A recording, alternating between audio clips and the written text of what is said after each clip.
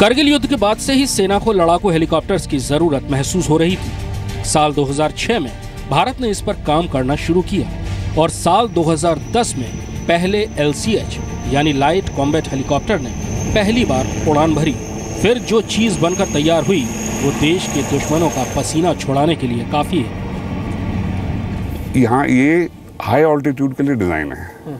जैसे हमारे जो मेन जो क्या बोलते हैं कंट्रीज जो जिनके साथ हमारा रिलेशंस ठीक नहीं है वो सब हाई ऑल्टीट्यूड में है, चाहे पाकिस्तान हो चाहे चाइना हो। उनके जो हाइट्स वहाँ पे हैं, हम 6 किलोमीटर मतलब 20,000 फीट उस हाइट पे हमारे ट्रूप्स बैठे स्टेशन है। ये इसकी सर्विस सीलिंग है 7 किलोमीटर की और 6 किलोमीटर तक ये इफेक्टिवली गुड वेपन लोड लेके वहाँ पे ऑपरेट कर सकता है। और हमारे जो दूसरे कंट्रीज हैं उनके पास ऐसा कुछ नहीं है, तो हम एक एडवांटेज पे हैं अभी।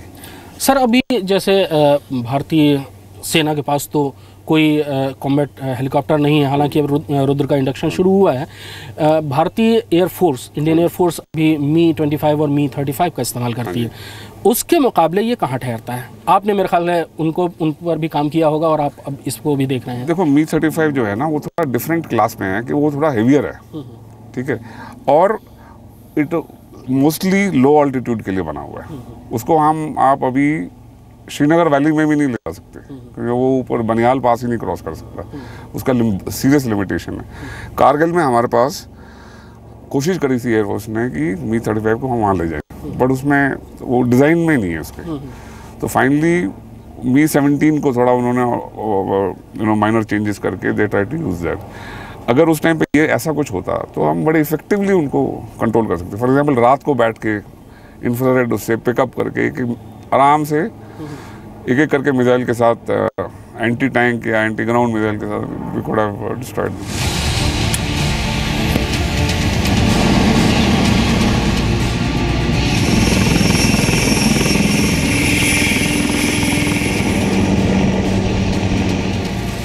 उनतीस मार्च 2010 को पहले LCH ने उड़ान भरी थी और इसके एक साल बाद ही पूरे हथियारों के साथ लाइट कॉम्बैट हेलीकॉप्टर में अटैक हेलीकॉप्टर वाले सारे गुण आ गए।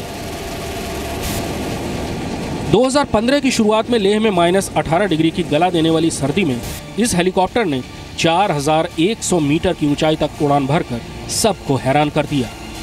जून 2015 में हॉट वेदर ट्रायल के लिए इसे जोधपुर ले जाया गया, जहां 39 से 42 डिग्री की भीषण गर्मी में भी इस हेलीकॉप्टर ने अपने सारे ट्रायल कामयाबी से पूरे किए। सितंबर 2015 में लाइट कॉम्बैट हेलीकॉप्टर को दुनिया के सबसे ऊंचे युद्ध क्षेत्र सियाचिन ले जाया गया और यहाँ भी इसने 13,600 फीट से लेकर 15,800 फीट की ऊंचाई के हेलीपैड्स पर लैंडिंग और टेक ऑफ करके दुनिया को भौचक्का कर दिया। लाइट कॉम्बैट हेलीकॉप्टर एक ही जगह पर मंडरा सकता है, अपनी एक्सिस पर गोल घूम सकता है, पीछे की तरफ चल सकता है और पीछे की तरफ चलते हुए भी एक पूरा का पूरा रिवर्स स्विंग काट सकता है। ये सारे मनूवर क्लोज एयर सपोर्ट या क्लोज क्वार्टर बैटल, कोई भी अगर ऐसी बैटल हो रही हो जहां पर दुश्मन पहाड़ियों में छुपा हुआ हो या उससे बहुत करीब जाकर लड़ना हो, उसको बर्बाद करना हो, उस स्थिति में ऐसे मनूवर बहुत कारगर होते हैं, बहुत काम के होते हैं। ये जो है लाइट कॉम्बैट हेलीकॉप्टर सारे इतना सारा वेपन लेके और ग्लेशियर में, सियाचिन ग्लेशियर में लैंड हो, ऐसा दुनिया में और कोई जहाज है ही नहीं। आपने कोबरा का नाम सुना होगा, टाइगर का नाम सुना होगा। ये हेलीकॉप्टर तो लैंड हो ही नहीं सकते ग्लेशियर में with weapons which this helicopter can do, which means this can fight on the glacier also. ये ग्लेशियर पे लड़ सकता है। सिर्फ 10 साल में भारत ने इतनी बड़ी कामयाबी कैसे हासिल कर ली, इसे समझने के लिए आपको रुद्र के बारे में जानना जरूरी है। भारत ने साल 2011 में स्वदेशी एडवांस लाइट हेलीकॉप्टर यानी ध्रुव पर हथियार लगाए और उसे बहुत अच्छे अटैक हेलीकॉप्टर में बदल दिया। दरअसल LCH बनने के बीच में रुद्र एक बहुत महत्वपूर्ण पड़ाव था। रुद्र के बाद LCH तक का जो पड़ाव था, जो सफ़र था, वो आसान हो गया, क्योंकि अब भारतीय डिज़ाइनर्स के पास अपना एक ऐसा हेलीकॉप्टर था जो लड़ाकू था, उतना एजाइल नहीं था लेकिन फिर भी लड़ाकू था। तो ये कह सकते हैं कि एडवांस लाइट हेलीकॉप्टर ध्रुव और LCH लाइट कॉम्बैट हेलीकॉप्टर के बीच में रुद्र एक बहुत महत्वपूर्ण स्थान रखता है। लेकिन LCH की तरफ पूरी दुनिया का ध्यान इस साल मार्च में गया, जब पोखरण में हुए आयरन फिस्ट के दौरान इसने कामयाबी से रॉकेट फायर किए, वो भी पूरी तौर पर युद्ध के हालात में। यानी अब स्वदेशी लड़ाकू हेलीकॉप्टर मोर्चा संभालने के लिए पूरी तौर पर तैयार है। अभी जो वेपनाइज कर रहे हैं हम, वो कस्टमर के हिसाब से। अगर इंडियन एयरफोर्स हमको तो ये वेपन्स चाहिए करके, लाइक टर्रेट गन चाहिए और रॉकेट्स चाहिए, 70 mm रॉकेट चाहिए और एंटी टैंक मिसाइल ATGMs चाहिए, जो मिसाइल्स वेपनाइज पूछते हैं उसको हम इंटीग्रेट कर सकते हैं। प्लेटफॉर्म तो तैयार है। फिलहाल हिंदुस्तान एरोनॉटिक्स लिमिटेड के पास सेना और वायुसेना के लिए लगभग 200 लाइट कॉम्बैट हेलीकॉप्टर्स बनाने के ऑर्डर।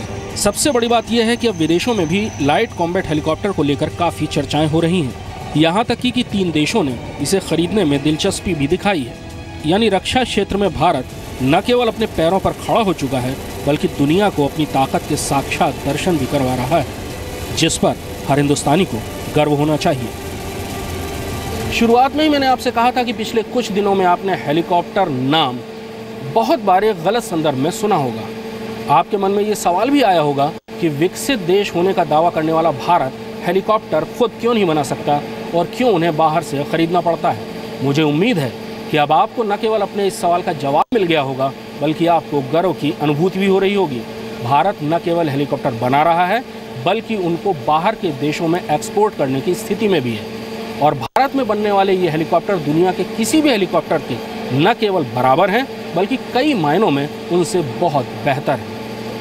भारतीय हेलीकॉप्टरों की ये उड़ान अभी बहुत ऊंची जाएगी। कैमरामैन विक्रम सिंह के साथ कृष्ण मोहन मिश्रा, जी मीडिया, बेंगलुरु।